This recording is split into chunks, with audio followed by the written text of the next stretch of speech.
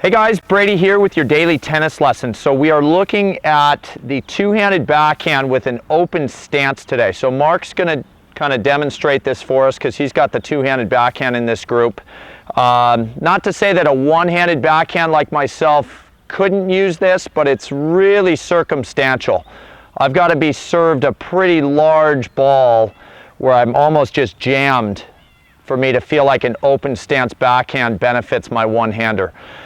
With the two-hander, there's a couple situations we can use this in. And for the most part, I want you guys feeling like the technique from the waist up is the exact same that you would utilize, okay? It's just a difference in how we set our feet and how we set our legs.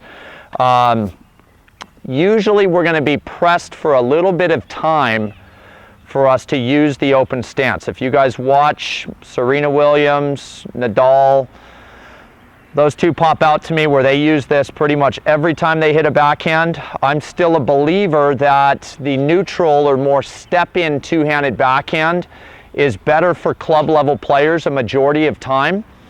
But for a player like Mark, the two-hander with open stance is a really good kind of position or shot to use when he's pressed for time or he's stretched, okay? So what I want to do is I'm going to feed a couple balls in here, and you guys are going to see that from the waist up, he's going to look very similar to what his step-in backhand would look like, but he's cutting down on his setup time because he's only going to plant his left leg, going to get a pretty good amount of kind of flex in that left knee, and then just push himself into his right side. So I really like thinking about it just in terms of going from left side flexed to a nice post up on that right side. And that will be on a ball that gives him just a little bit of time, okay? And there will then be the example where I feed it a little bit lower and a little faster, and that might be a time where he sets open stance and actually hits a little more of a flick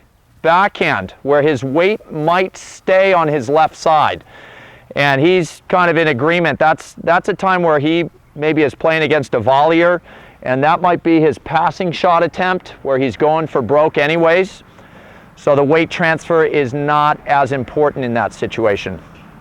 So without further ado, let's go ahead and watch Mark hit a couple open stance backhands here.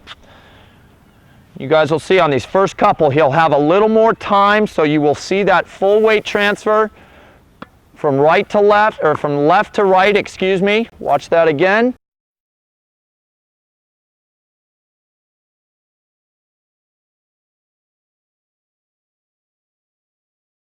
Now it comes in a little lower, and that's a great example right there.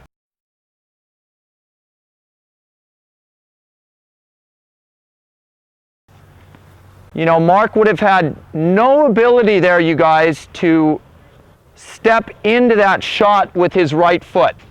All he had time to do was stick that left foot out and swing his racket.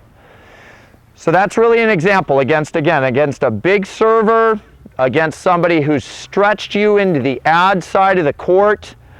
Go out and practice that left side, right side finish where we're not using the step in, and it will help us in those situations where our opponent has cut down on our ability to time the swing, okay? Thanks to Mark here for that example, and that's all we got for you guys today on the open stance backhand. So please click like below this video, and if you happen to be watching on YouTube, please subscribe to our channel.